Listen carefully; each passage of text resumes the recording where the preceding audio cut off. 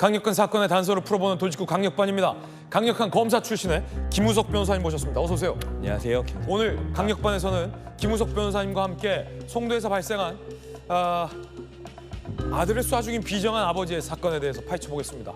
아직도 경찰은 이 가해자가 왜 도대체 이런 범행을 저질렀는지에 대한 범행 동기조차 밝혀내지 못하고 있습니다. 그래서 준비했습니다. 자, 첫 번째 대목은 이겁니다. 며느리, 손주까지 유가족들이 입장을 내면서 사건은 반전을 맞고 있습니다. 자, 아들만 해친 게 아니라 며느리와 손주까지 죽이려 했다는 겁니다. 유가족들의 입장이 나왔습니다. 무차별 살인을 계획했지만 미수에 그친 것이다. 며느리가 아들을 구조하기 위해, 남편이죠. 남편을 구조하기 위해 방 밖으로 나오자 이 아버지가 소리 지르며 며느리를 추격했다. 며느리가 손주와 함께 방문을 잠그자 문을 두드리며 수차례 위협을 하며 열려고 했다. 피해자의 지인, 저 아버지가 아들에게 총 쏜 뒤 며느리와 손주 등을 향해 너도 죽일 거야, 애들도 다 죽일 거야 라고 말했다. 라는 유가족들의 입장과 당시 있었던 지인들의 입장이 언론에 의해서 취재가 된 겁니다. 검사 시절에 강력 사건들 많이 수사해 보셨는데 네. 지금 이 경찰이 수사하고 있는 방향과 경찰에게 진술하는 저 아버지의 진술이 유가족들과 현장에 있었던 지인들의 어떤 증언들로 완전히 부인되고 있어요. 바뀌고 있어요. 사건이 달라지고 있습니다. 네. 특히나 알려진 것과 다르게 며느리와 손주들도 죽이려 했었다는 겁니다. 어떻게 보십니까? 일단 사건 자체가 너무 충격적이고 도대체 네네. 이런 일이 왜 일어났는지 알 수가 없습니다. 이게 보면 검사 시절에 사건 처리를 해보면 자식이 부모를 죽이는 사건은 사실 종종 봅니다. 네. 이게 이제 존속살인이라고 해가지고 이제 자식이 부모가 이제 원하는 바를 해주지 않으니까 자식이 부모를 죽인다든가 부모의 유산을 노리고 폐륜 범죄죠. 한다든가 이런 경우들이 종종 생기는데 부모가 자식을 죽이는 경우는 사실 거의 보기가 힘들어요. 예, 더군다나 지금 보면 장성한 아들을 그 가해자 아버지의 생일 잔치를 해주는 상황에서 죽인다. 그것도 미리 준비해 놓은 사제총을 들고 와서 쏴 죽인다. 그러고 나서 손주와 며느리를 향해서 너희들도 죽여버리겠다라고 위협한다. 도대체 왜 이런 일이 발생했는지 잘 이해가 안 돼요. 매우 이례적인 사건이다. 그러면 일단 경찰에서 진술한 내용과 경찰이 파악하고 있는 내용과 많이 다른데 현장에 있었던 며느리와 손주들이 다 봤고 유가족들의 증언이니까 이게 사실일 가능성이 큰 거잖아요. 맞습니다. 방문을 잠갔는데 위협하면서 추격했고 아들에게 쏜 것뿐만 아니라 그 자리에 있었던 지인에게도 쐈는데 맞습니다. 불발이 됐다. 네. 그렇다면 검사 출신이시니까 변호사님, 네. 그 현장에 있었던 모든 사람을 다 해치려 했다 이렇게 봐도 되는 겁니까? 그거는 뭐 일단 해치려고 했었던 의도가 적어도 드러나기는 하는 것 같아요. 실제로 뭐 총을 쐈었는데 뭐 불발이 됐다 이런 거를 보면 위협하려고 있었던 의도는 있었던 거 별로 보이고 심하게는 이제 살해하려고 했었던 의도도 보입니다. 근데 이제 며느리와 손주가 방에 들어가서 문을 잠그는 바람에 그 살해하려고 했었던 시도가 제대로 성공이 되지 못했었던 거죠. 그러면 살인 미수가 적용될 수 있는 겁니까? 이런 정도면 적용될 수도 있습니다. 살인 미수 적용될 수 있다. 네, 근데 이거는 이제 구체적인 사실관계에 따라서 약간 달라서 며느리와 손주 그리고 그 현장에 있었던 지인이 어떻게 이 사람이 자신들에게 살해 위협을 했는지 하는 그 행동에 따라서 살펴봐야 될 것 같습니다. 네. 자, 또 하나의 유족들의 증언이 나왔는데요.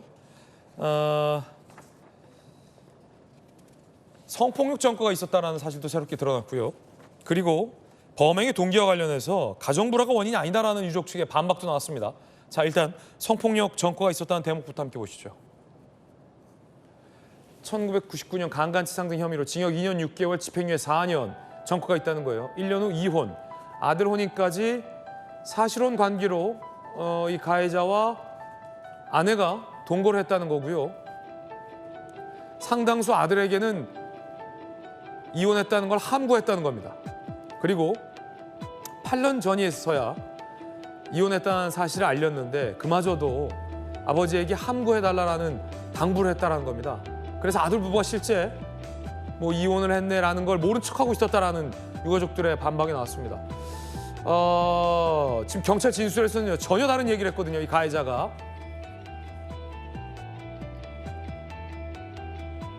유가족, 모친 아버지의 심적 고통을 배려해 이혼 사실을 알고 있음을 내색하지 말라고 당부했었다. 가정 불화로 범행했다는 건 전혀 근거가 없는 주장이다. 참작될 만한 그 어떤 범행 동기도 있을 수 없다라고 반박했습니다. 명절이나 생일날이나 다 같이 모이고 축하했다. 원래 전처도 오려다가 출장 때문에 못 간 것이다. 원래 아들 집 가서 축하려 했는데 내가 가겠다고 해서 송도에 모인 것이다.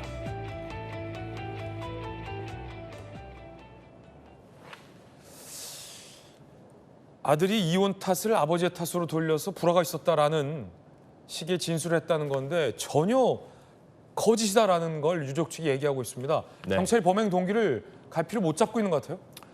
경찰도 뭐 신이 아니기 때문에 결국은 당사자들이 무슨 말을 하는지를 바탕으로 사실관계를 규명할 수밖에 없습니다. 근데 이제 여기서 지금 보면 아버지는 뭐 가정 불화가 있었다고 하고 구체적으로는 어떻다는지 말하기 싫다고 하고 유가족들은 가정 불화가 없었다고 하고 이러다 보니까 뭐가 뭔지 경찰로서도 수사하기가 좀 힘들 거예요. 그렇군요. 근데 이게 아버지의 입장에서 생각하는 가정 불화와 유가족의 입장에서 생각하는 가정 불화가 다를 수 있어요. 여기서 보면 그 유가족들, 그 어머니라든가 이 돌아가신 고인이라든가 이런 분들은 나름 성공해 있는 분들이고 아버지는 60대에 은퇴해서 직업도 없이 지내고 있는 사람입니다. 이런 사람의 입장에서 그 아들과 뭐 지금은 이혼했지만 그 전처를 바라보는 감정이 서로 다를 수 있거든요. 그게 범행 동기라고 보시는 겁니까? 김우숙 근데 변호사님은? 그것도 사실 명확히 그런지는 잘 모르겠어요. 왜 그러냐면 단순히 그런 가정 불화 때문에 사람을 죽인다? 더군다나 아들을? 그리고 며느리랑 손주까지 죽이려고 했다? 더군다나 자기 생일상을 차려주는 사람한테 미리 사제총까지 만들어서 이건 너무 이상해요. 너무 이상하다. 자, 그래서 두 번째 단서를 살펴보겠습니다. 상황판 보시죠. 두 번째 단서는 뭘까요? 이겁니다. 무직 아버지의 열등감이 범행의 원인이 아니었을까? 경찰의 이야기 들어보시죠. 가정 불화라고만 간단하게 나왔는데 아들에 대해서 어떻게 이런 풍심을 품게 됐는지 피의자가 구체적인 동기에 대해서는 진술을 회피하고 있는 상황입니다. 그래서 차후에 프로파일러 등을 투입을 해서 상세 내용을 확인할 예정입니다. 결정적 진술을 회피하고 있어요. 가정 불화가 있었다. 알려하지 마라. 영장 실심사 출석하기 싫다. 자, 김 변호사님. 네. 이렇게 답변을 회피하는 이유는 뭘까요? 죄가 없다라고 본인이 느끼는 겁니까? 죄가 없다라고 본인이 느끼지는 못할 겁니다. 이게 뭐 아들을 죽인 일이고 더군다나 사제총까지 만들고 자기 자택에는 폭발물까지 설치해둔 이런 사람이 죄가 없다라고 느끼지는 않을 건데 다만 이런 생각을 할 수 있을 것 같아요. 이 사람이 어떤 계기인지 어떤 동기인지는 모르겠지만 자신의 잘못이 얼마나 큰 거에 대해서 마음속으로는 잘 못 느끼는 거죠. 잘못했다고 생각은 하지만 이게 뭐 이럴 수도 있지. 이런 식의 생각할 수도 있고 소위 얘기하는 너 죽고 나 죽고 심사가 약간 있어 보여요. 이 사람은. 자기 집에다가 뭐 폭발물 설치해서 모든 거를 끝내려고 했었다. 타이머를 설치해서 폭발물이 터지고 나서 모든 걸 끝내려고 했었다. 이런 말 자체가 보통 이제 부모가 자식을 죽이는 사건이 가끔 생기는데 이런 사건이 생기면 보통 자식 죽이고 자기도 죽어버리려고 하거든요. 그러니까 이 사람이 지금 너 죽고 나 죽고 심사가 있으면서 뭐 자신의 죄의식 같은 거를 제대로 못 느끼는 그런 상태가 아닌가 싶습니다. 예, 전문가들은 이 무직 아버지의 열등감과 박탈감을 꼽고 있습니다. 함께 보시죠. 자, 30대 아들은 2021년 화장품 업체 세워 운영, 연매출 30억대 회사로 성장. 20여 년 전 이혼했지만 사실혼 관계로 동거했던 전처는 유명 뷰티 사업가, 전국 100개 매장을 두고 있습니다. 전처 900억 원 기업으로 성장이 됐습니다. 오윤성 경찰행정학과 교수, 순천향대. 성공한 전처에게 박탈감, 열등감, 상징적 계승자인 아들에게 복수심. 범죄심 전문가들은 경제력 없는 A씨가 오랫동안 소외감과 열등감을 느꼈을 것이다 분석하고 있고요. 전처가 아끼는 아들에 대한 어떤 응징심리다라는 분석도 있습니다. 전처, 유명 뷰티 사업가인데요. 왜 사냐고 물으면 아들이 행복하고 잘 살게 하기 위해서 한다. 우리 아들에게 좋은 것만 하고 싶다라고 인터뷰를 한 바도 있었습니다. 김우석 변호사님, 네. 많은 사건 수사해 보셨잖아요. 네. 범죄의 동기가 열등감과 박탈감 때문이다? 어떻게 보십니까? 뭐 그렇게 심리 분석하실 수도 있는데 제가 생각하기엔 단순히 그것만이었을까?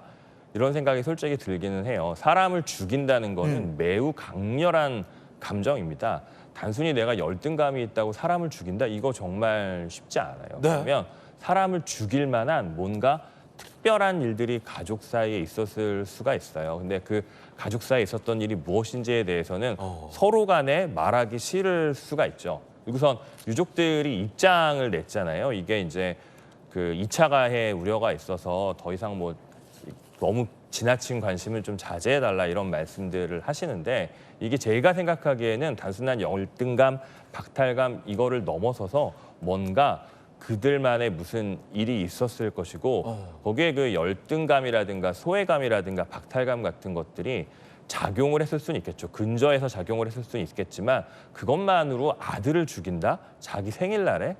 이런 거는 약간 쉽지 않을 거고 뭔가 더 있을 겁니다. 예, 이웃 주민들은 뭐라고 얘기하고 있을까요?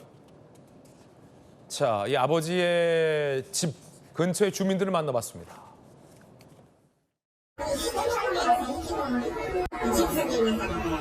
직업도 없고 아들 유학 갔다 와가지고 여기 와서 살다가 결혼을 해서 나갔거든. 남자가 아들 정도는 내 정도 같았어요. 그래가지고 이제 혼자 살고 있었거든. 근데 아들이 장가가고 혼자 있었거든.